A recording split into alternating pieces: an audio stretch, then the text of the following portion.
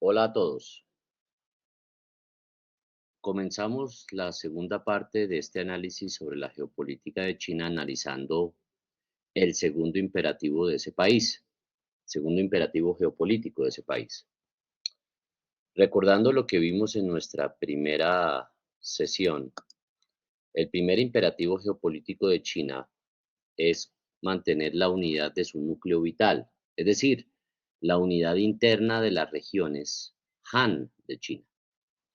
Recordemos que el núcleo vital de China se divide particularmente en dos zonas cultural eh, culturalmente diferenciales. Me refiero particularmente a la Han del Norte y la Han del Sur. La Han del Norte caracterizado principalmente por los Han que hablan mandarín y la del Sur por los Han que hablan cantonés. Las diferencias no solamente en la lengua, sino también en la cosmovisión de los Han del Norte y los Han del Sur los han llevado a tener concepciones distintas, no solamente del Estado chino, sino del mundo. En ese sentido, el primer imperativo geopolítico es mantener la unidad de ese núcleo vital, por las distintas consideraciones que analizamos en nuestra sesión anterior. Entonces, si el primer imperativo geopolítico de China es mantener la unidad interna del núcleo vital chino, de las regiones Han de China, el segundo imperativo geopolítico es mantener el control de las zonas de amortiguamiento, o en otras palabras, de las zonas buffer, eh, que hacen parte del territorio chino y que rodean y protegen ese núcleo vital. Entonces, entremos a hablar del segundo imperativo geopolítico de China.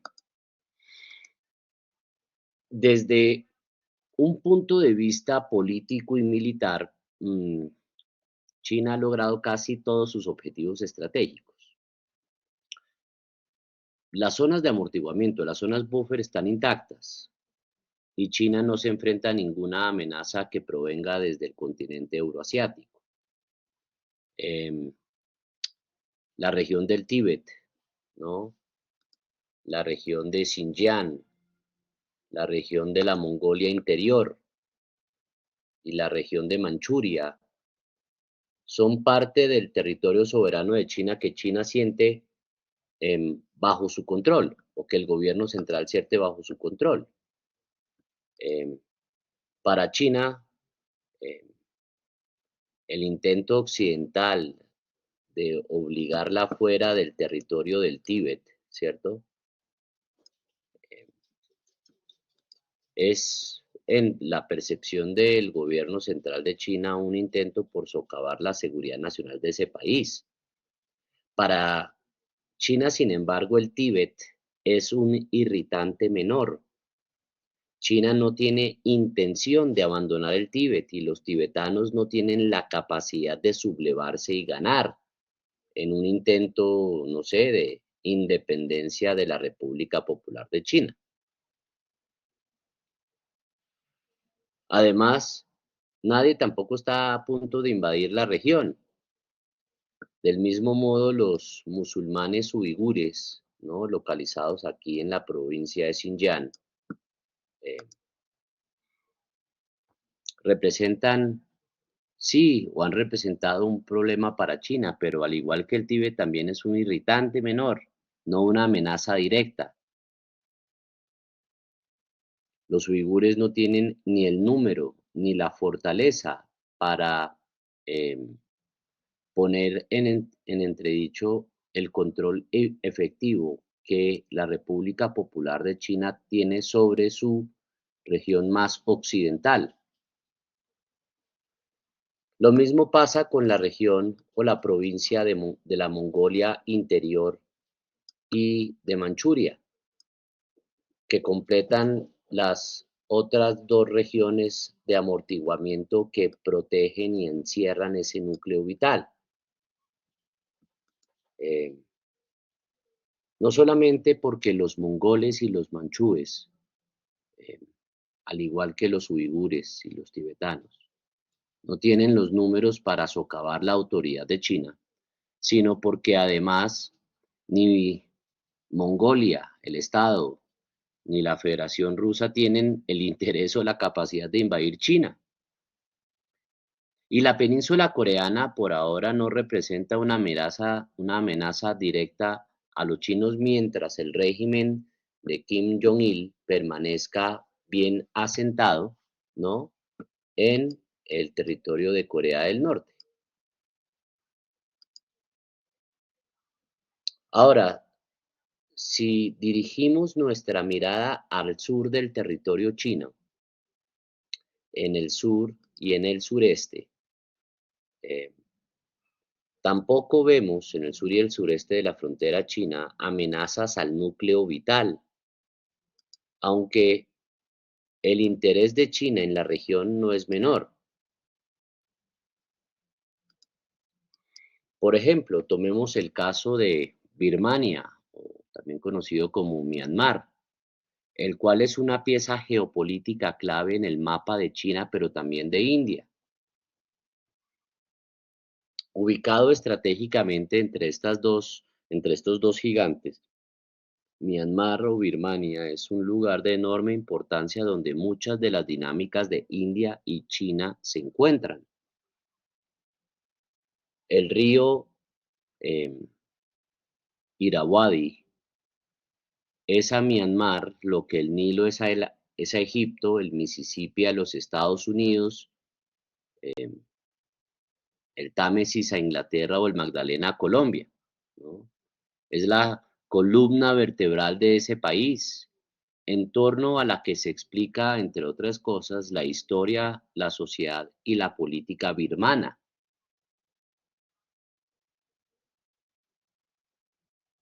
El valle de ese río, el río Irrawaddy, completamente birmano, está cerrado por el Himalaya al norte, las, los montes Naga, Chin y Arakan al oeste y la meseta de Shan al este.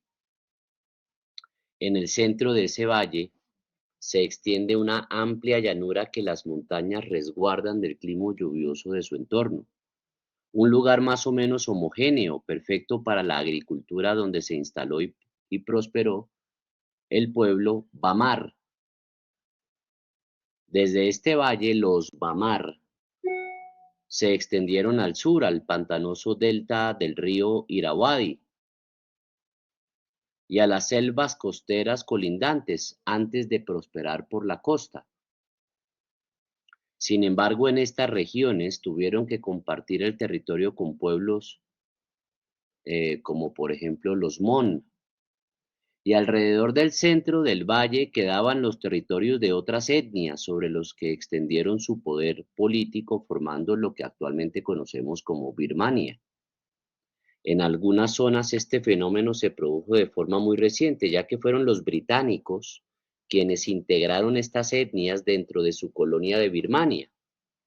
Así, en las selvas, mesetas y montañas de su entorno, habitan en el territorio birmano distintos pueblos como los Mon, los Karen, los Kayan, los Shan, los Kashin, los Chin, los Rohingyas y los arakeneses, entre muchos otros.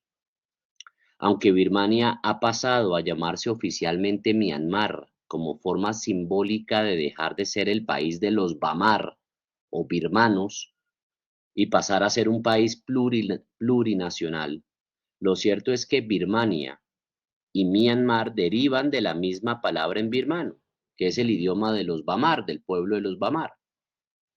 Y es que los Bamar siguen ejerciendo el poder y articulando dicho país. El mapa de la geopolítica interna de Myanmar se divide en regiones que poseen mayoría Bamar y estados con minorías étnicas significativas. Estos últimos se concibieron como un modo de reducir la tensión con los grupos minoritarios tras décadas de conflictos armados al aceptar parte de sus demandas históricas. Los conflictos con los pueblos minoritarios hacen de Myanmar el país que más tiempo lleva inmerso en un conflicto armado ininterrumpido desde prácticamente 1948. El gobierno central de Birmania lucha contra una veintena de grupos insurgentes que van desde guerrillas opositoras, pasando por guerrillas nacionalistas, autonomistas e independentistas, e incluso organizaciones mafiosas. Esto se produce especialmente en la periferia del país, ya que los grupos se financian mediante el cultivo de opio o el tráfico de flora y fauna, y que tienen en el triángulo dorado que ustedes ven acá, ¿no? En la triple frontera con Birmania, Laos y Tailandia, y muy cerca de China, entre otras cosas, uno de los epicentros mundiales más importantes del crimen organizado transnacional. Exceptuando a los aracaneses, habitantes de Rakhine, el gobierno birmano tiene frentes abiertos de conflicto con casi todas las etnias, al menos aquellas suficientemente numerosas como para poder constituir sus propios estados. Los aracaneses se mantienen fieles a Birmania, y es que, pese al aislamiento geográfico de la región y los largos periodos históricos separados, ¿no? Eh, lo cierto es que eh, los aracaneses y los bamar comparten un origen común y sus lenguas funcionan em, de forma dialectal, es decir, siendo mutuamente inteligibles. Sin embargo, su estado no está libre de conflicto, ya que al norte, ¿no? Justamente de Rakhine, ¿no? Habitan también los rohingyas. Este es el territorio de los aracaneses y acá arribita están los rohingyas, ¿no? Pues bien, em, la persecución contra los rohingyas ha sido elevada hasta el nivel de genocidio por parte de las Fuerzas Armadas de Myanmar, y es el conflicto más conocido del país con cientos de miles de refugiados. Sin embargo, las décadas de lucha en la periferia del país han desplazado a miles de personas de otras etnias a campos de refugiados en India y sobre todo en Tailandia. Los rohingyas son un pueblo mayoritariamente musulmán en un país predominantemente budista. Y si bien el nacionalismo birmano ha renunciado parcialmente a la identidad bamar, no ha hecho lo mismo con el budismo, que es la nueva identidad nacional del Estado birmano. Esta tendencia se ha dado especialmente tras la Revolución Azafrán de 2007 y el apoyo de los monjes a la líder de la oposición, Aung San Suu Kyi, que llevó a replantear el gobierno y el Estado en Myanmar.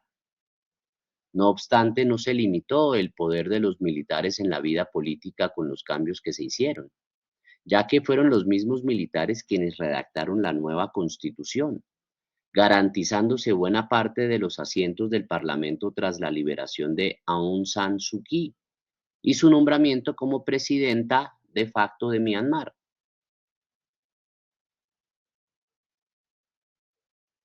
Sin embargo, tras perder las elecciones en el 2020, los militares nuevamente dieron un golpe de estado y retomaron el poder, enviando nuevamente a Aung San Suu Kyi a la cárcel. Ahora bien, Birmania fue uno de los primeros lugares donde se instaló la industria petrolera, por allá a mediados del siglo XIX, y sigue poseyendo importantes reservas de gas y de petróleo, las cuales, entre otras cosas, representan un 30% del valor de sus exportaciones. No obstante, décadas de aislamiento y sanciones internacionales han impedido el desarrollo de una industria extractiva moderna y han privado al país de una fuente aún mayor de ingresos. Myanmar es un país clave para las estrategias geopolíticas de China y de India, que sobre el mapa han planteado grandes infraestructuras sobre Birmania para servir a sus intereses estratégicos. China dentro de su proyecto de la nueva ruta de la seda, ve en Myanmar un atajo al Océano Índico sin la necesidad de pasar por el estrecho de Malaca que está controlado por Estados Unidos. Porque así como Irán, por ejemplo, representa un puente terrestre para Rusia en su acceso al Océano Índico, Myanmar cumple la misma función como puente terrestre para China al Golfo de Bengala.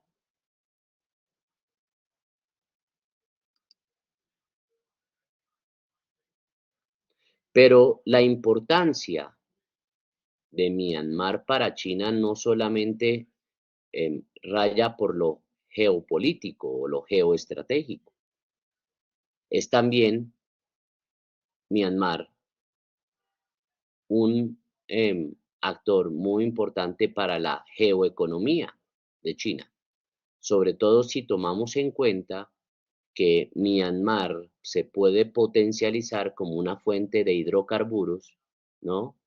Importantes para China, pero también como una oportunidad para estrechar el cerco que China quiere hacer a la India. China también ha levantado en el país un par de bases militares dentro de su estrategia del collar de perlas, y que no solo completan el atajo al Índico, sino que también permiten controlar la salida del estrecho de Malaca y competir con las islas indias de Andamán y Nicobar. Por su parte, bueno, y hablando de la India, pues India ve en Myanmar la oportunidad de romper el cerco chino accediendo a Indochina, a la vez que un atajo desde Calcuta al valle del Brahmaputra y la región de Assam, ¿no? Lleva a India a la consideración de que Myanmar es un aliado clave muy importante, ya que entre otras cosas, solo esta región, ¿no? De Assam, solo está unida al resto de la India por un estrecho paso muy cerca de la frontera con China. Entonces, si China no percibe realmente amenazas desde el sureste, ¿no? Ni siquiera de India por la omnipresencia de los Himalayas, ni como señalábamos anteriormente, percibe amenazas desde el oeste, ni desde el norte, o en este caso desde el sur, ¿no? Es decir, si China no percibe amenazas desde sus fronteras terrestres, sí la percibe desde su frontera marítima, ya que el núcleo vital de China no está resguardado de las amenazas marítimas. Por ello, la mayor amenaza militar a China proviene, por ejemplo, de las marinas de Japón y de los Estados Unidos, llevando a la consideración de que el tercer imperativo geopolítico de ese país es proteger la costa de la invasión extranjera.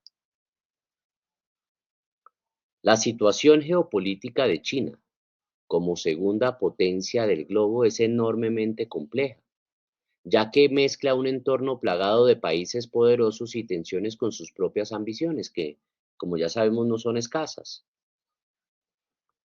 Cuando un Estado, ¿no? Como sucede con el caso de China, tiene su núcleo vital expuesto a las amenazas externas, ¿no? Sobre todo cuando estas amenazas son, por ejemplo, marítimas o provienen desde el mar, ese Estado tiene dos posibilidades. La primera es trasladar su núcleo vital al interior del territorio que le permita cierto resguardo. En el caso de China, esa posibilidad no es real, porque los territorios al oeste de la línea de las 15 pulgadas, como ya lo veíamos en la primera parte de esta serie de videos, ese interior de China al oeste de las líneas 15 pulgadas es un territorio árido y carente de producción agrícola y agua que permitan el sustento de más de 1.300 millones de habitantes. Por eso correr el núcleo vital hacia el interior no es posible. En esos casos, la segunda opción ante un núcleo vital expuesto es ampliar el perímetro de seguridad terrestre o, en el caso de China, marítimo.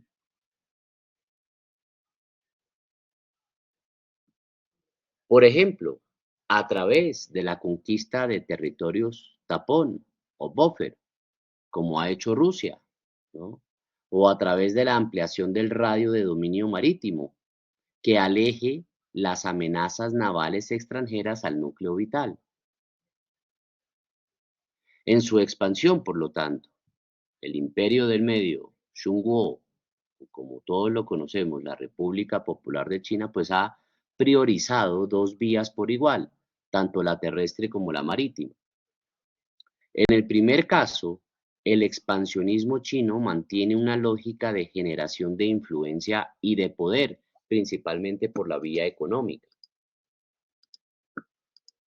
Así, nos encontramos con que la presión demográfica en Manchuria, por ejemplo, al norte, ¿no? Eh, del territorio de China, está desbordando la frontera con Rusia. Y de forma oficiosa, los ciudadanos chinos están colonizando esa parte del extremo oriente ruso, sobre todo mediante concesiones para la explotación de recursos naturales. Hacia el oeste ha desarrollado la conocida Nueva Ruta de la Seda, cuyo primer paso es Asia Central, en un largo camino que acaba en Europa y mediante la que pretende China abrir nuevos mercados y gozar de un papel protagonista en la economía mundial.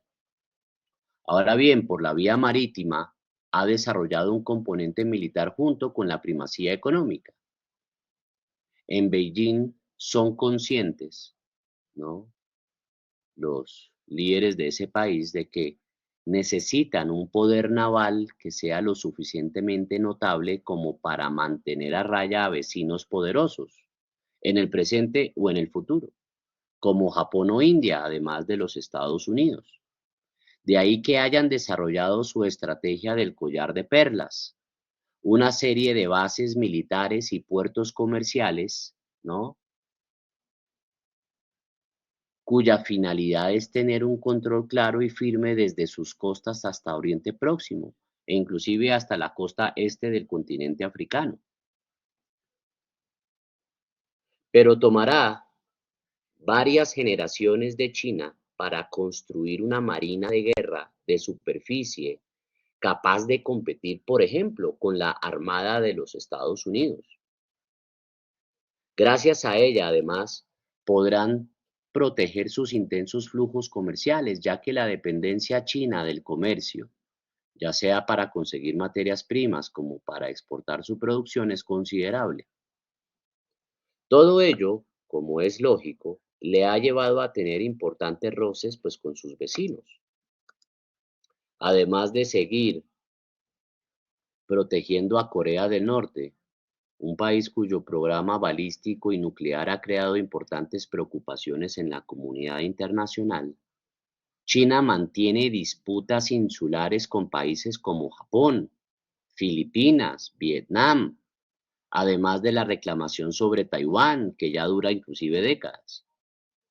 En sus fronteras terrestres, aunque sean menos conocidas, también tiene diferendos importantes con India a ambos lados del Himalaya. Como ya he señalado, China es el cuarto país más extenso del mundo y casi 2.800 kilómetros separan su costa norte en Manchuria de la sur en la isla de Hainan. Sin embargo,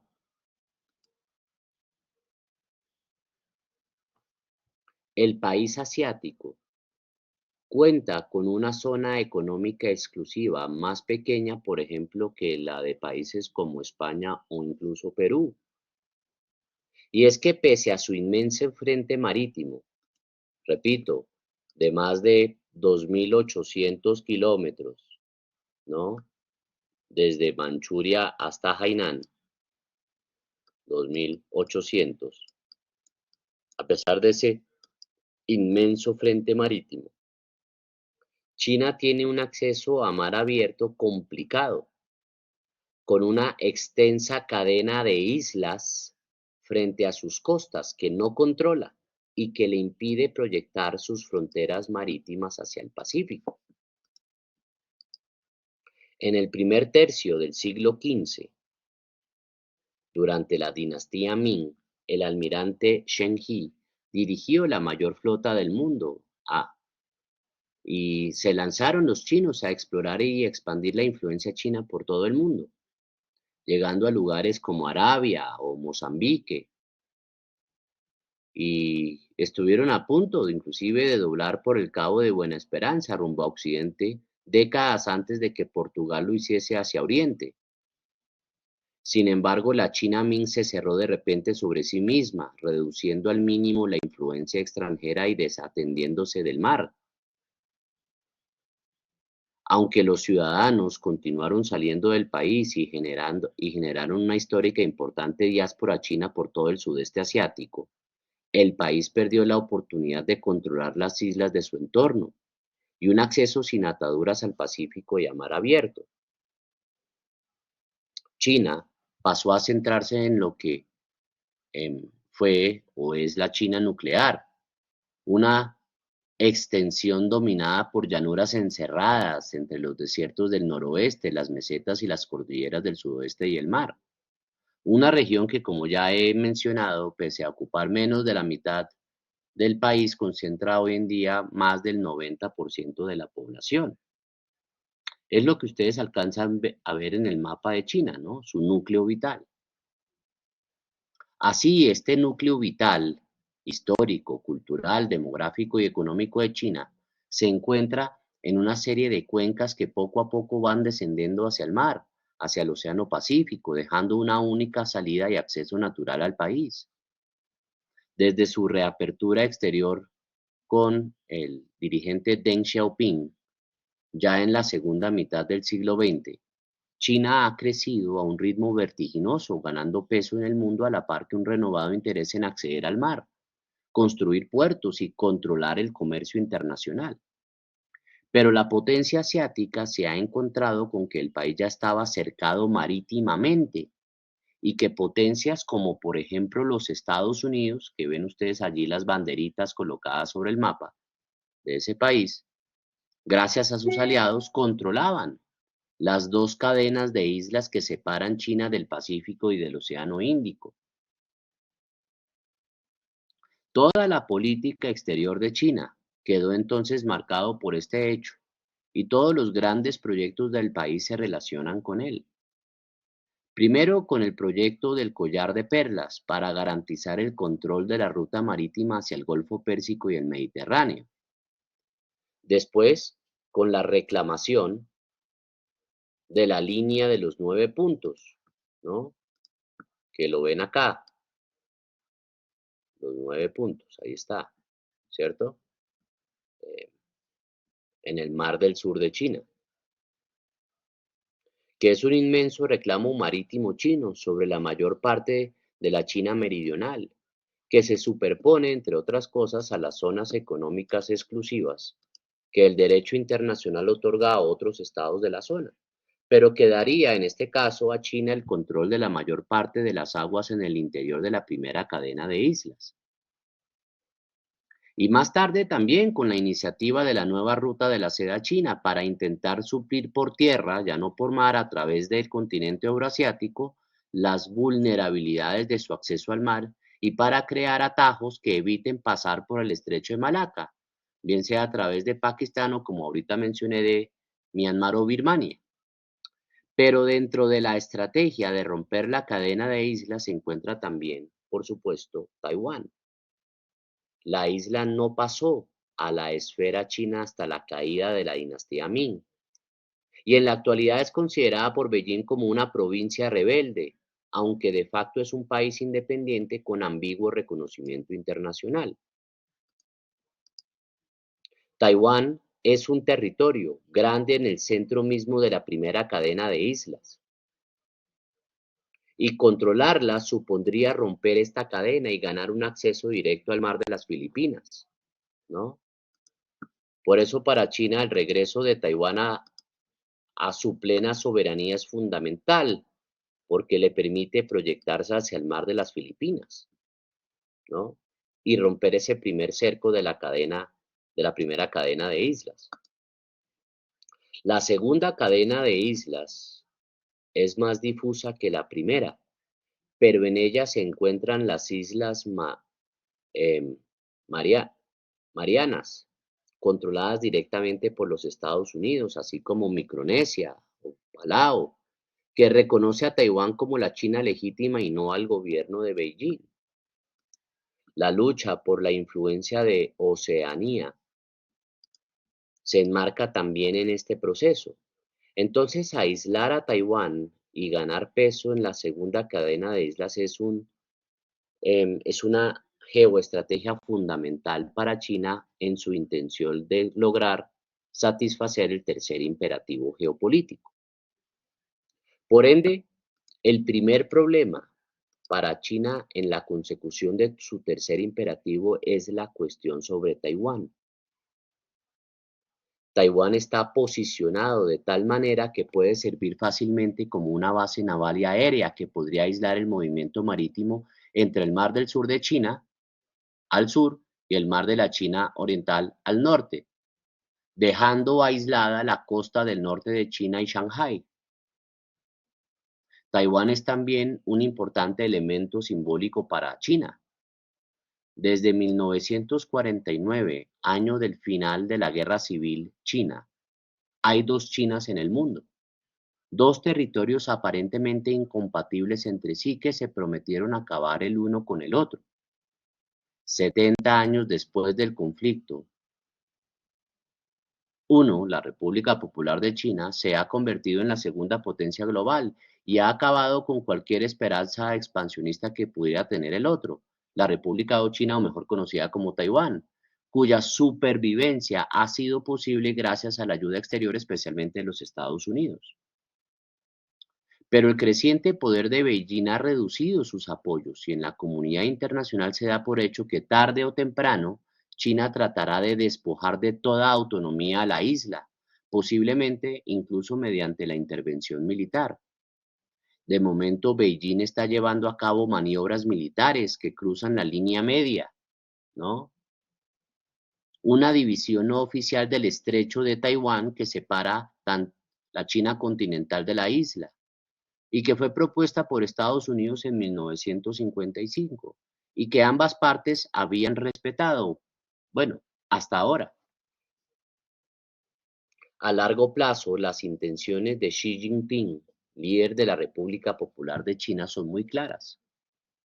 El presidente chino solo contempla la reunificación de ambos países, preferiblemente de forma pacífica, pero ha llegado a advertir, ¿no?, en una amenaza velada a la capital de Taiwán, a Taipei, que China tiene una tradición gloriosa en combatir el separatismo.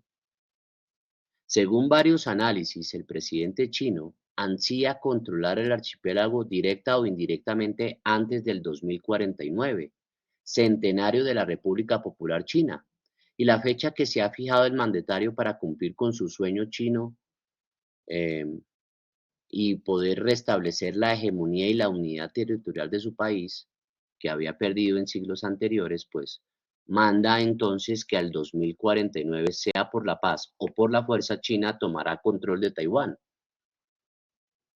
Pero pese a su evidente superioridad, ya que Taiwán se enfrentaría al tercer ejército más poderoso del mundo, ¿no?, mientras que China se enfrentaría al vigésimo primero más poderoso del mundo, que es Taiwán. Pues claro, surgen muchas dudas al respecto, sobre todo por la posible intervención de Washington en el conflicto y por la propia estrategia de defensa de Taipei. La isla de Formosa, ¿no?, que es la más grande del archipiélago taiwanés y que es la que ustedes están viendo allí en el mapa, y separada apenas por 160 kilómetros de la China continental, está protegida por aguas poco profundas en el oeste y escarpadas montañas en el este, lo que obligaría a Beijing a utilizar un puñado de playas para desembarcar en su territorio. y esas zonas son precisamente las mejor protegidas por parte de Taiwán. Con una extensión similar a la de Bélgica y una población de algo más de 23 millones de habitantes, Taiwán basa su estrategia de seguridad nacional en el Plan Operacional Guan, que en español viene a significar algo así como sólido y seguro. Este plan se desarrolla en torno al peor escenario posible, el de una invasión a gran escala a través de un ataque anfibio, con alrededor de 1 millón de soldados chinos desembarcando en las costas en donde esa maniobra es posible, particularmente en esta zona.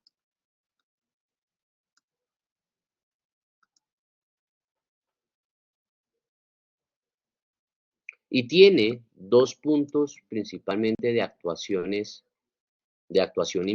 principales. Disuadir a China de invadir Taiwán, enfatizando el alto costo que tendría el conflicto, buscando infligir la mayor cantidad de bajas posible en esa invasión anfibia, y si finalmente sucede, dilatar lo máximo posible las hostilidades para obligar a Beijing a retroceder.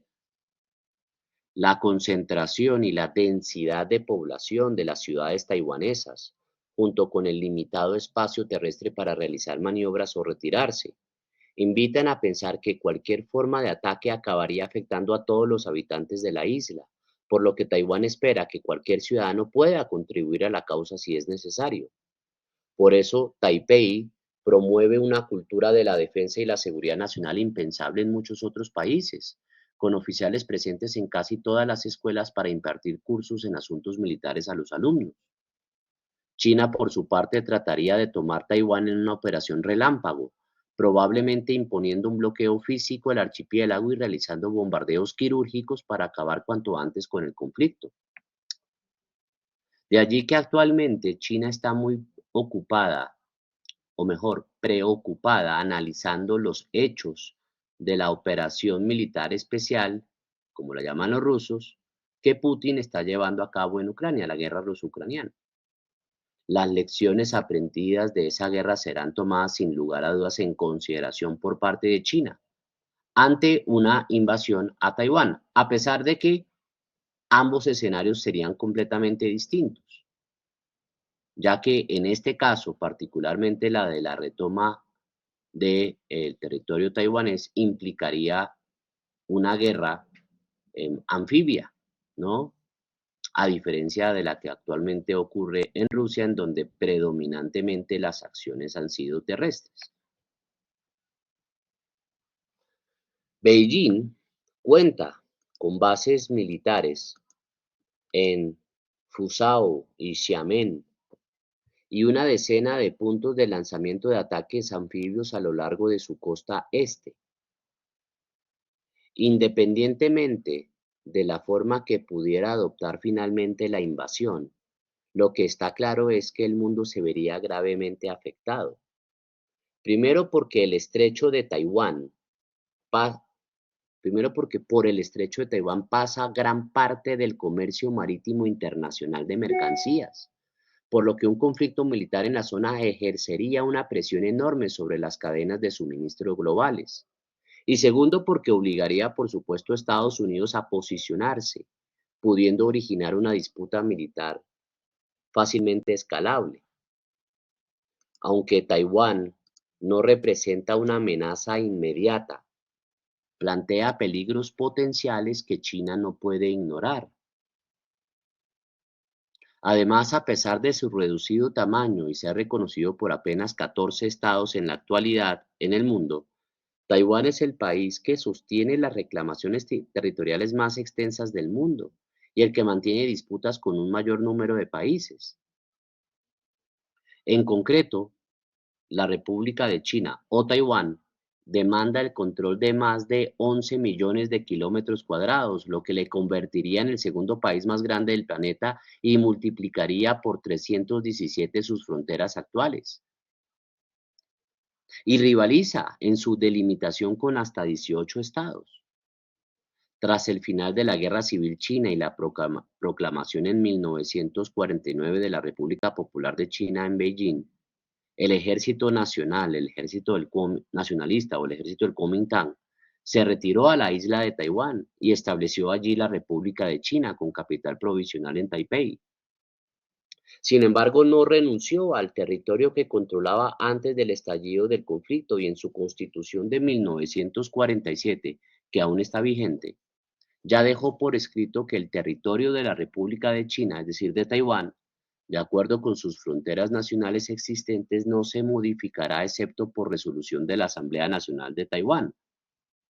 El término existentes es una traducción del vocablo chino guiyou, que en una interpretación más libre también puede equivaler a inherentes.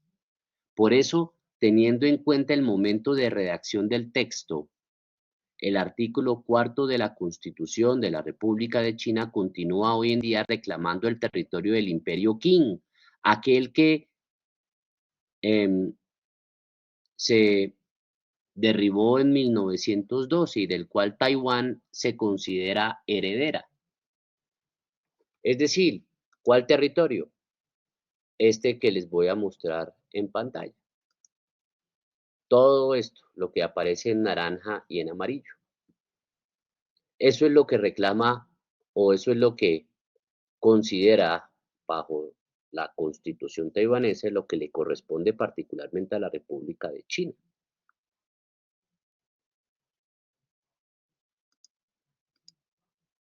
Precisamente por esta última razón, las aspiraciones continentales de Taiwán incluyen Hong Kong, pero por ejemplo no Macao.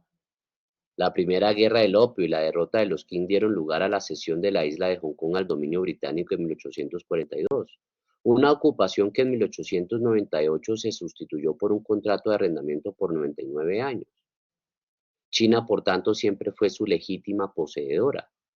Macao, sin embargo, fue transferida a Portugal de forma perpetua en el Tratado Sino-Portugués de Beijing de 1887, ¿no?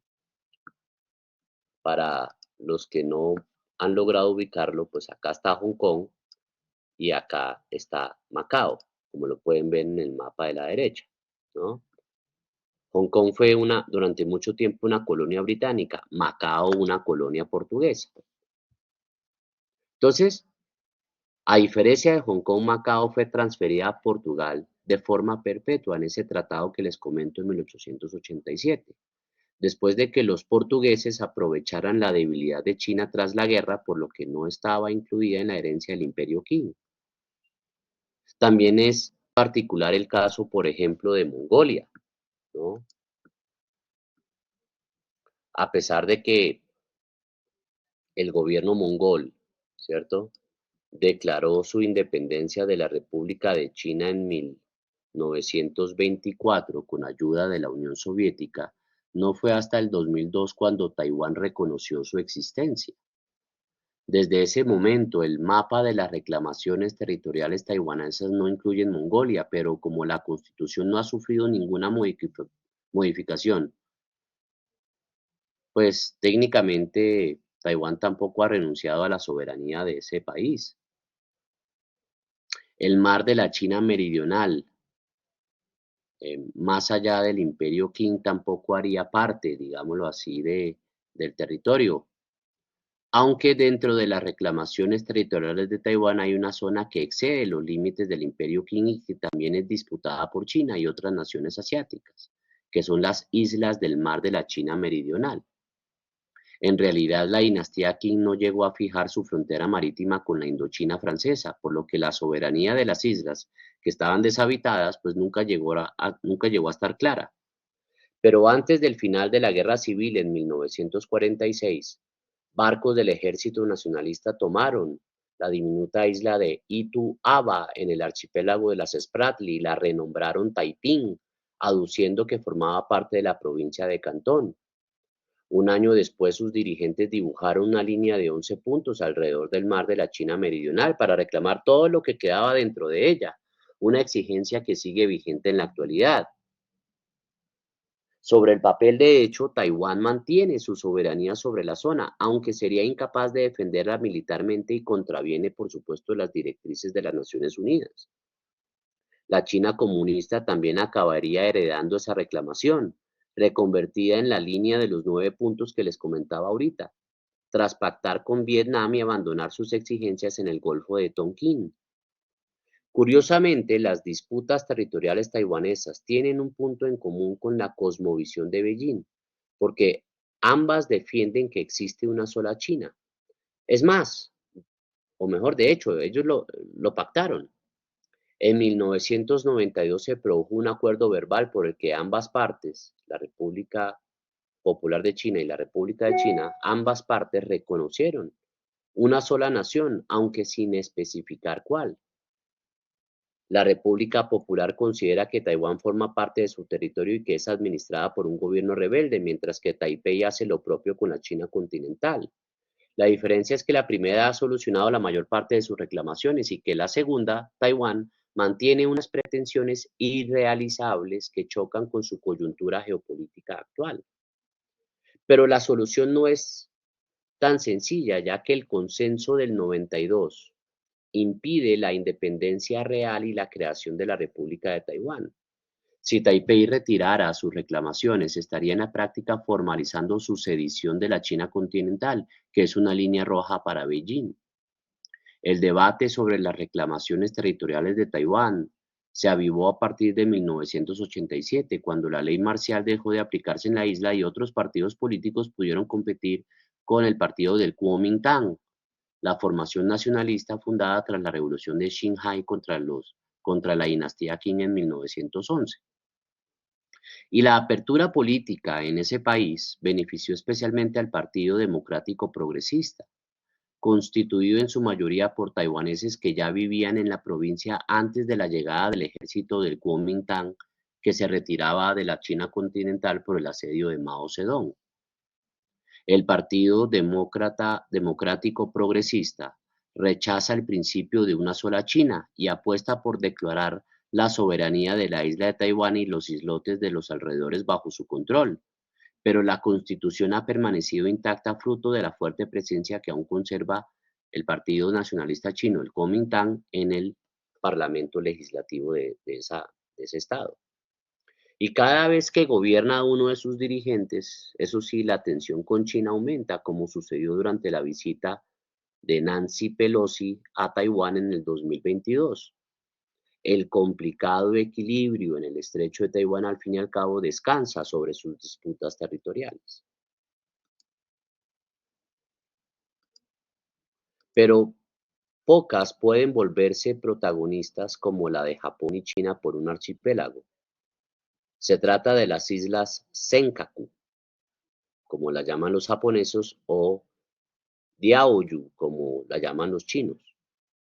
Aunque Japón es actualmente el administrador de facto de esas islas, China se ampara en razones históricas para reclamar la soberanía sobre estas 8 islas e islotes.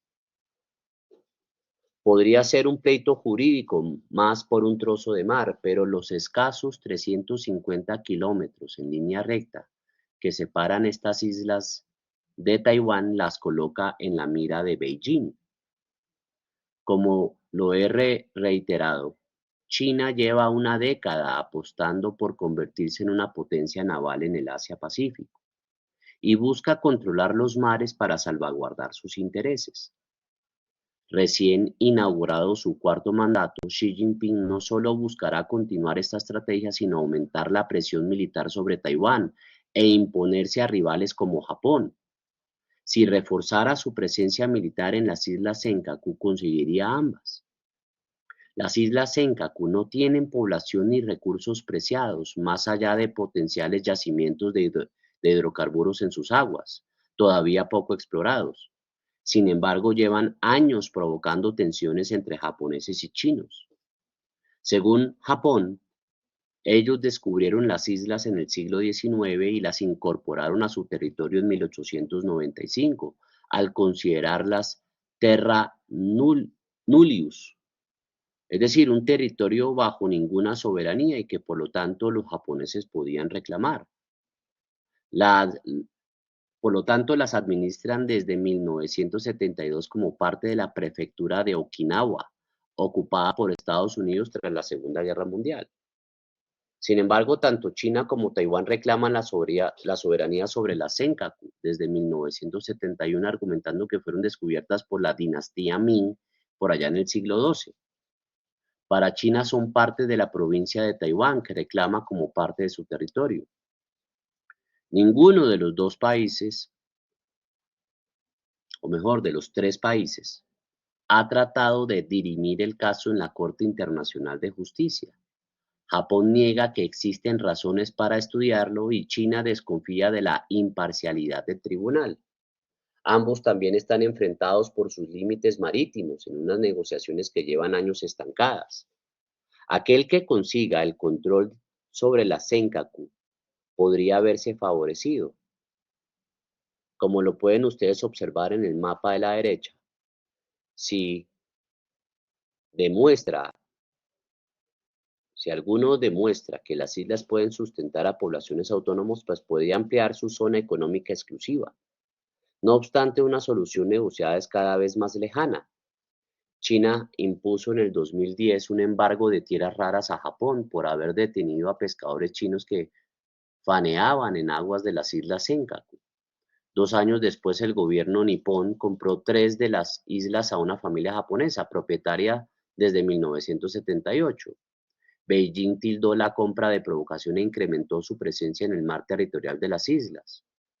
Y tanto la Unión Europea como Estados Unidos se han declarado neutrales en la disputa para no perjudicar sus relaciones con ninguna de las partes.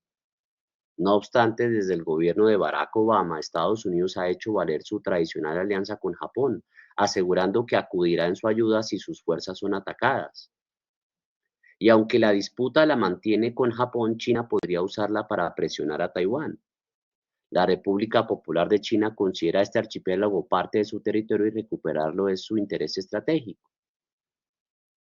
Es poco probable que China invada Taiwán en el corto plazo, ya que motivaría la respuesta estadounidense, pero sí aumentará la presión militar en el estrecho y sus alrededores. Y no es una estrategia nueva. China ha aumentado su presupuesto en defensa hasta alcanzar el 7,1% en 2022. Está preparada para dar un paso más en su política de control de sus mares y territorios disputados, como ha demostrado en el mar de la China Meridional con la presencia de su armada e islas artificiales. Y las Senkaku pueden ser su siguiente objetivo. Japón, por su parte, también ha apostado por la seguridad. Su presupuesto en defensa alcanzará un 2% del Producto Interno Bruto de ese país en los próximos 4 años, que es una cifra récord. Recordemos que Japón no había dedicado tanto dinero a sus capacidades militares desde la Segunda Guerra Mundial. Así, entonces parece que Japón se aleja de la postura pacifista impuesta por el artículo 9 de su propia constitución, redactada por los Estados Unidos tras finalizar la Segunda Guerra Mundial, y por la que solo los japoneses podían desarrollar capacidades militares defensivas. Esto no quita que están muy lejos de las chinas, que hace tiempo les superó en capacidades navales. Y si la tensión crece en las islas Senkaku, con nuevos incidentes o presencia militar china, el gobierno japonés tendría más razones para seguir fortaleciendo sus fuerzas armadas o incluso volver a intentar la reforma constitucional de la eliminación del artículo 9. Tradicionalmente se entendía que una invasión china a las islas Senkaku formaría parte de una invasión a Taiwán. Sin embargo, es más probable que sean el primer objetivo de Beijing. La neutralidad de Estados Unidos aleja una respuesta inmediata a una maniobra militar china, que sí se vería respondida en el caso de Taiwán. En ambos, la República Popular de China impondría su narrativa de que los territorios le pertenecen, pero en el primero corre el riesgo de entrar en guerra contra el ejército más poderoso del mundo. En cambio, si China comenzara por una invasión de las islas Senkaku, pondría a Estados Unidos en una situación comprometida. Tanto Japón como Taiwán le instarían a responder en apoyo de sus respectivas causas. Con todo, China tendrá que calcular sus movimientos en la Senkaku. Es poco eh, probable que lance una invasión directa a los islotes, pues Japón podría interpretarlo como un ataque a su soberanía e invocar su derecho a la legítima defensa. Si el ejército japonés se ve atacado, Estados Unidos respondería para proteger a sus aliados. No obstante, sí es más probable que China refuerce su presencia en las islas, navegando en ellas con ejercicios militares en las inmediaciones o incluso construyendo islas artificiales y promoviendo que sus nacionales pesquen en esas aguas. De ser detenidos por las autoridades japonesas, como pasó en el 2010, pues podría volver a imponer China un embargo sobre las tiras raras u otros materiales valiosos que Japón le importa a ese país. Japón criticaría la actuación y respondería con medidas similares, pero tendría las de perder frente al ejército chino, que es mucho más poderoso. En ese escenario, Estados Unidos no podría intervenir de forma directa, pero sí aumentaría su presencia militar en la zona para disuadir a Beijing. Además, reforzaría su política de asegurar la libre navegación, circulando por las zonas que China trata de imponer como parte de su mar territorial, e incrementaría la financiación militar a Taiwán. Y esto aceleraría la carrera armamentística y dispararía el riesgo de conflicto. Entonces, la disputa por las islas Senkaku, que aparenta no ser muy importante en la geopolítica global, es prueba de que parte de la seguridad global se juega justamente en el sudeste asiático. Y bueno, cuando hablamos de problemas fronterizos entre países, normalmente se nos viene a la mente las líneas rectas, ¿no?, trazadas en Oriente Próximo por Sykes y Picot, o las arbitrarias fronteras africanas, que parece que hubiesen sido, ¿no?, em, trazadas con escuadra, y muy seguramente así fue. Pero bueno, en Asia, concretamente en el sudeste asiático, también existen problemas relacionados con la delimitación imprecisa de fronteras o por reclamaciones territoriales que marcan las relaciones vecinales. Aunque la cuestión de las Spratly sea la disputa más conocida, pues claramente no es la única. Prácticamente todos los países de la zona tienen algún diferendo, ya sea por una frontera terrestre o por alguna isla en discordia. La región del Asia-Pacífico alberga en la actualidad cerca del 40% de las disputas marítimo-territoriales y a su vez presenta las tasas de resolución de este tipo de controversias más bajas del planeta. La subregión del sudeste asiático se caracteriza por su complejidad étnica, política y cultural, pero también por la considerable fragmentación territorial heredada del periodo colonial.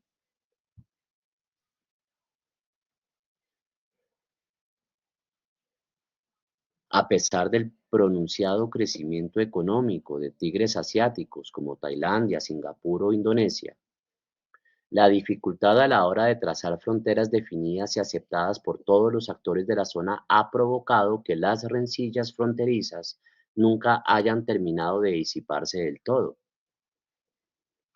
Generalmente este tipo de enfrentamientos regionales se han visto bastante eclipsados por la internacionalización del conflicto del mar de China Meridional o del Mar del Sur de China, donde están implicados algunos actores de la zona, como Tailandia, Vietnam, Malasia, Filipinas o Brunei, en relación con las disputas sobre los recursos a los que da acceso, en forma de zona económica exclusiva, el control de las islas Spratly, de las islas Pratas y Paracel, o del arrecife Scarborough.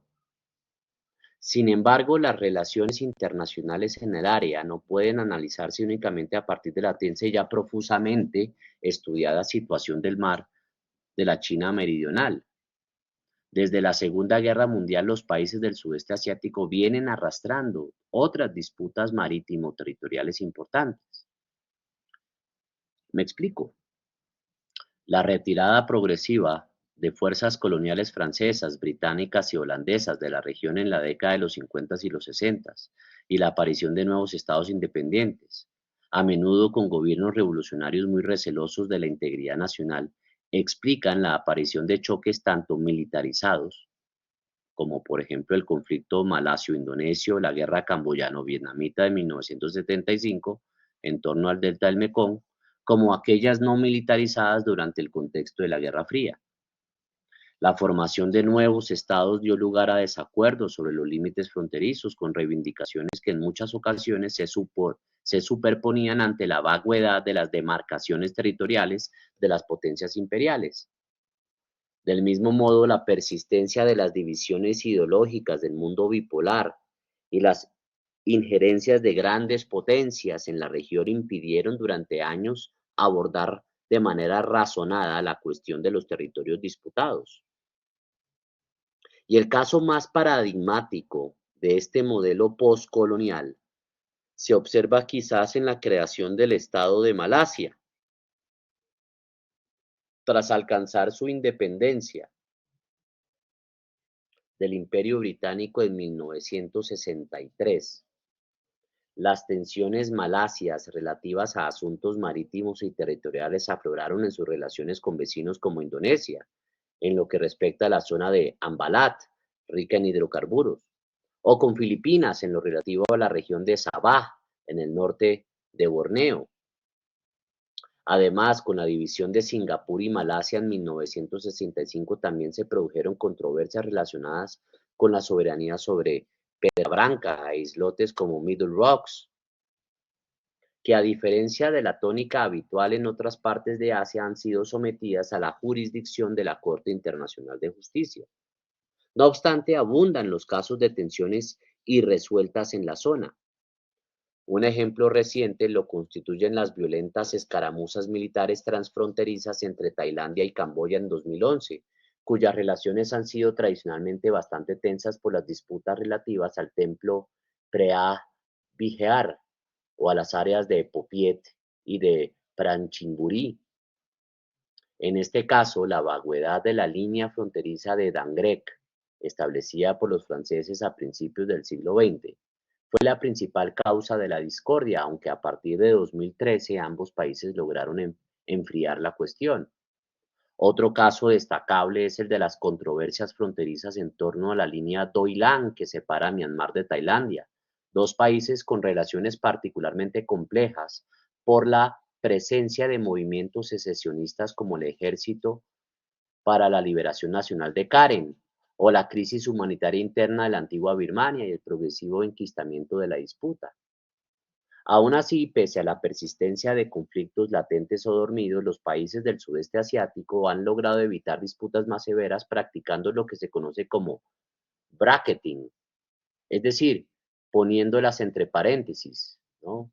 Brackets en inglés, paréntesis, para evitar que empañen el conjunto de las relaciones bilaterales. El modelo de la Asociación de Naciones del Sudeste Asiático, ASEAN por sus siglas en inglés, a pesar de no resolver el fondo de las cuestiones, sí ha tenido éxito en relativizar la importancia de las diferencias interregionales y cohesionar la subregión ante desafíos geopolíticos de mayor calado, como los del creciente revisionismo chino del mar del sur de China. Esta apuesta por un multilateralismo sui generis ha permitido consolidar la región como punta de lanza del iusliberalismo asiático y potencial modelo de gestión de controversias para el resto del continente. Pero con relación al mar del sur de China, el mencionado archipiélago de las Spratly, ¿no? Ustedes pueden observar acá.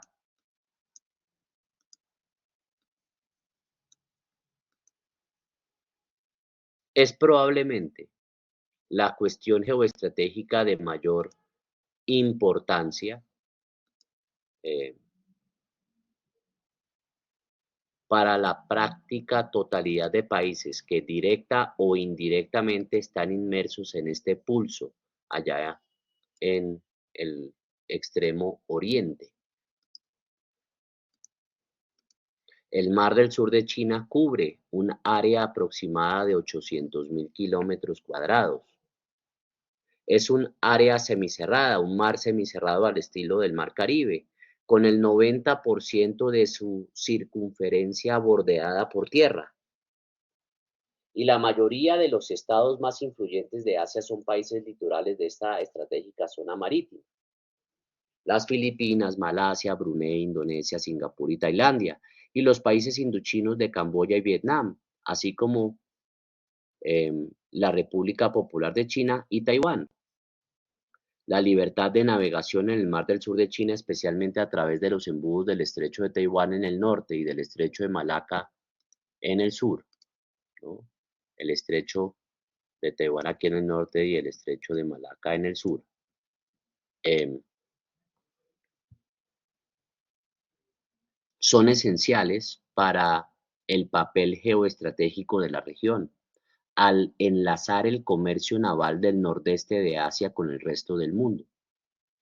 Aún así, la importancia del Mar del Sur de China es mayor hoy por hoy no solo por su localización estratégica para las rutas comerciales y militares, sino también porque proporciona recursos minerales y pesqueros necesarios para sus estados litorales. Como consecuencia, entonces, han aflorado reclamos territoriales de las islas, jurisdicciones del lecho marítimo y acceso preferencial a áreas de pesca industrial en la zona, por parte de los actores involucrados, generando un entramado de conflictos y rivalidades jurisdiccionales. Estas rivalidades incluso han conducido a enfrentamientos militares, como el que sucedió entre Vietnam y China en 1974 y otro en 1988. 8 estados reclaman el título de las islas del sur del mar de China. Singapur y Malasia disputan los reclamos sobre la isla de Pisang y Pulau Batu Puteh, estratégicamente situadas en las aguas congestionadas de los estrechos de Malaca y Singapur. China, Taiwán y Vietnam se reclaman el uno al otro la soberanía sobre las islas de Paracel, un grupo de 15 islotes y varios cayos y bancos de arena dispersos sobre un área de 200 kilómetros, en medio del Golfo de Tonkin. En cuanto a las islas Spratly, 6 estados presentan demandas. China, Taiwán y Vietnam reclaman el archipiélago entero, mientras que Filipinas, Malasia y Brunei reclaman la soberanía sobre porciones de este archipiélago. Menos Brunei, todos los demás han establecido una presencia militar permanente en las islas Spratly. Geográficamente, las Spratly no son más que una cantidad considerable superior a las 150 de islas, islotes, atolones, arrecifes, bancos de arena y diversas formaciones que de manera transitoria o permanente se encuentran por encima del nivel de las aguas. Lo importante aquí es que todas ellas, 40, son consideradas geográfica y legalmente islas, a pesar de que muchas de ellas son de una superficie diminuta. Y a lo largo de los siglos, muchos de los territorios emergidos de las Spratly han sido utilizadas por pescadores de los países circundantes, siendo algunas islas ocupadas y desocupadas de manera intermitente. Así, en la actualidad, Vietnam ocupa casi unas 50 de enclaves en este archipiélago, China y Filipinas 8 de ellas, Malasia 5 y Taiwán 1. Sin embargo, todo esto sería muy sencillo si no hubiese otra cuestión por medio, y es la Convención de las Naciones Unidas sobre el Derecho del Mar.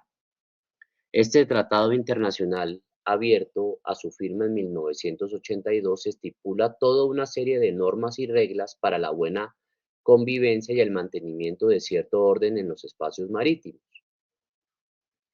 Pero la cuestión que aquí tratamos, los estados pues tienen el derecho de reclamar como zona económica exclusiva aquella en la que puedan monopolizar su explotación hasta 200 millas náuticas más allá de la línea costera que limita al país el país en el medio terrestre. Y esto evidentemente si no choca con las aguas de otro país, teniendo que llegar a una solución justa y equitativa respecto a las comentadas zonas económicas exclusivas. El problema de las Spratly es que como islas alrededor de ellas se puede trazar una zona económica exclusiva en favor del país que las controla y que se supone es soberano de las mismas. Por la situación geográfica del archipiélago, las reclamaciones marítimas de Filipinas, Malasia o Brunei a partir de sus territorios indiscutibles abarcan también parte de las Spratly, engullendo islas que no están controladas por su país. Por el contrario, Vietnam ganaría cuantioso espacio marítimo de poder imponer la ley del mar a sus vecinos. Por desgracia para ellos y para el resto de países del sudeste asiático, La ya elevada complejidad del asunto se queda en juego de niños con la entrada de China en el escenario, en la disputa. Al contrario que Vietnam, dominador mayoritario del archipiélago, Filipinas y Malasia, cuyas reclamaciones sobre este son parciales, el Imperio del Medio, la República Popular de China reclama para sí la totalidad de las Spratly. Para basar su demanda argumenta, entre otras cosas, la tradicional casi milenaria soberanía china de esas islas a lo largo de todas las dinastías del Imperio chino, que se remonta incluso a antes del año cero, además de las prácticas pesqueras que en la zona han llevado a cabo pescadores del sur de China durante siglos. Sin embargo, basar las reclamaciones en un "quién llegó antes" como único puntal de legitimidad, además de ser un esfuerzo inútil por la complejidad del problema y el trasfondo que contiene, pues solo lleva a un enrocamiento de las posturas por parte de los agraviados en esta situación o en esta cuestión. Entonces, la vecindad sudasiática, consciente de la posición en la que se encuentran, mejor colocados de inicio pero con más que perder a largo plazo, contraatacan, ¿no?, las tesis chinas con una posición que hasta el propio Beijing ha llegado a admitir indirectamente a base de naturalizar la cuestión. Y es que China necesita ese archipiélago y es una prioridad en su estrategia de seguridad nacional. La llamada línea de los 9 puntos, que ustedes ven ahí en pantalla, los 9 puntos en rojo, es un trazado que aparece en numerosos mapas chinos englobando una serie de diminutos territorios insulares repartidos por todo el mar de la China meridional. En total son varios millones de kilómetros cuadrados de zona económica exclusiva los que Beijing reclama para sí, arrinconando en la práctica las aguas territoriales del resto de los estados ribereños. Dentro de esta ambiciosa zona marítima, las Spratly son el núcleo de las reclamaciones. Una victoria diplomática o militar que atrajese el archipiélago al abrigo de la República Popular de China sería el principio del fin de las disputas en la zona, ya que se sobreentiende que el resto de los de territorios reclamados quedarían bajo el amparo chino antes o después. Y aunque las reclamaciones de tipo histórico sobre el archipiélago contienen cierta base, em, en Beijing son perfectamente conscientes de lo endebles que son y el escaso impacto y legitimidad que tienen para el resto de los interesados. Es por ello que en los últimos años se ha ido abandonando la línea diplomática para dejar paso a una más política y militarista. Las Spratly son, dentro del planteamiento estratégico chino, una parte vital de su estrategia de cadena de islas, y desde el Imperio del Medio cada vez son más em, impacientes con el tiempo que les está llevando a avanzar en la cuestión del archipiélago. Una victoria china en la cuestión de las Spratly completaría en buena medida la pretendida zona económica exclusiva bajo la forma de la línea de los 9 puntos. Esto, además de expulsar a los vecinos de las actividades económicas que se puedan realizar en estas aguas, abriría a China la posibilidad de explotar en solitario los nutridos yacimientos de gas natural y petróleo que se estiman en la región, unos depósitos submarinos aún sin tocar la potencial conflictividad del archipiélago y también por la soberanía discutida de la totalidad del mismo. De poder extraer China hidrocarburos en las islas, indudablemente ganaría en seguridad energética, ya que buena parte del crudo y el gas es actualmente importado de Rusia o del Golfo Pérsico o del continente africano. Del mismo modo, reunir bajo el dominio de Beijing a las islas y bancos que emergen de este archipiélago supondría, además de una buena dosis de moral nacional, una legitimación sobre Taiwán en relación a quién es la verdadera China. Y es que desde Taipei también se reclama la totalidad de las Spratly, aduciendo los mismos argumentos que la República Popular de China. No olvidemos que ambos lados del estrecho de Taiwán se consideran los únicos y verdaderos herederos de lo que China representa. Sin embargo, no hay que olvidarse de la variable geoestratégica, ya que sin duda es la que más peso tiene en las ambiciones de Beijing. En la actualidad, con la soberanía del archipiélago discutida, Los miles de barcos mercantes y petroleros que transitan por las aguas del Mar del Sur de China con origen o destino a Hong Kong, Cantón o cualquier otro concurrido puerto de los muchos situados en territorio chino, pasan por varias aguas territoriales eh, eh, o puestos extranjeros, por aguas internacionales al no reconocerse la soberanía de nadie en las Spratly. En cierto sentido, esta situación neutraliza el mar en esta zona de Asia, que si bien es un statu quo aceptable para los países ribereños, no lo es para China, que tiene que esperar a que sus barcos se aproximen a la isla de Hainan, ¿no? Que es esta isla que está acá, para eh,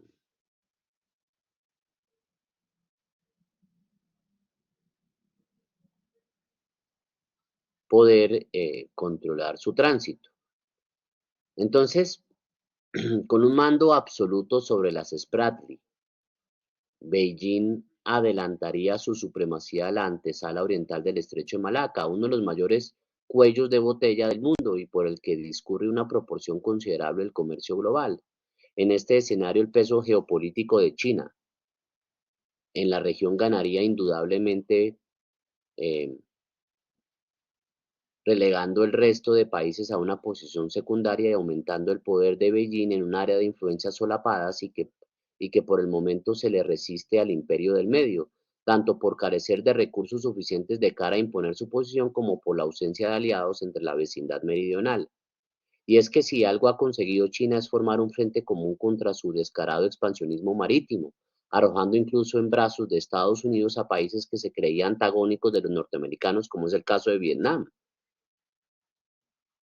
Hoy Vietnam ve en los Estados Unidos un potencial aliado contra las ambiciones de China. Y los flujos de gas natural que China importa son un buen ejemplo de cara a evidenciar la posición estratégica de las Spratly. Sin embargo, el interés chino en el mosaico de las islas no termina aquí. En su condición de punto geoestratégico para el indudable dominio aeronaval y comercial del sudeste asiático, las islas Spratly se configura como la primera estación de lo que China ha denominado como el collar de perlas, su posicionamiento geopolítico a lo largo del Océano Índico para asegurar el comercio en la zona, especialmente las importaciones de hidrocarburos y mantener a raya una futura expansión naval de India por su mar circundante. Por la acuciante necesidad de hacer avances en sus reclamaciones, así como por la importancia de ir generando una infraestructura en previsión de cualquier escenario, China se ha puesto manos a la obra en las pocas islas que controlan las Spratly. Si hace una década su control se limitaba a unos pocos atolones y arrecifes sin potencial ni importancia aparente, China ha sabido reciclar sus posesiones y exprimir toda su capacidad.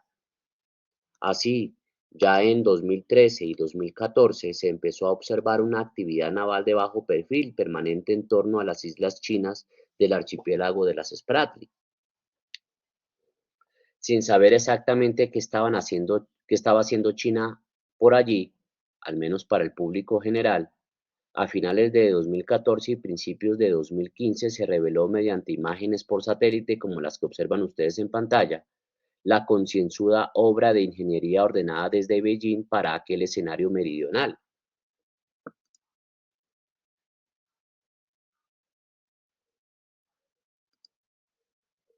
Nada más y nada menos que China estaba formando los bancos de arena, arrecifes y diminutas islas en superficies insulares de notable extensión. El cómo era simple. Toda la actividad naval detectada eran buques dragadores que, aprovechando la baja profundidad de las aguas en esa zona, habrían extraído enormes cantidades de arena del lecho marino para construir y agrandar las islas.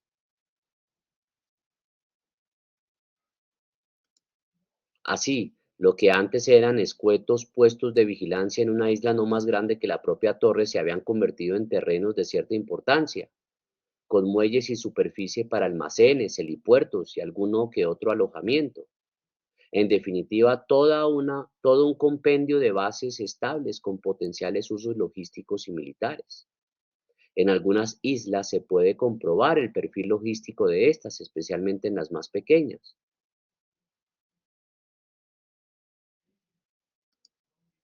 En cambio, en los arrecifes de mayor tamaño, caso del de Fiery Cross, China apostó fuerte con la construcción de una pista de aterrizaje de algo más de 3 kilómetros, lo que permite el despegue y aterrizaje de todo tipo de aeronaves, incluyendo bombarderos pesados. Y la pista de Fiery Cross se dio por finalizada en septiembre de 2015.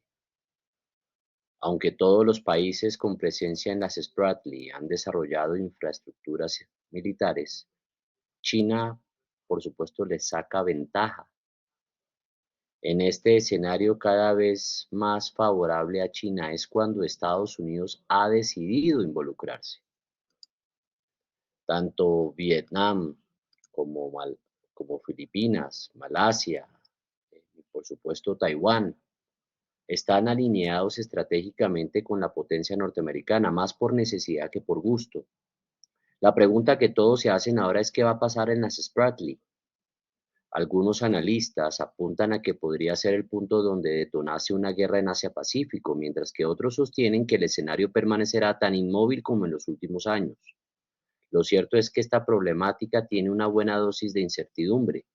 Por ello existe una alta probabilidad de que en un momento dado un gesto, una orden mal dada o mal entendida desencadena una reacción imparable y poco conveniente para todos. Por eso mismo, no conviene perder de vista los sucesos que irán ocurriendo en este archipiélago, porque, en mi opinión, buena parte del futuro del Asia-Pacífico podría terminar dirimiéndose allí.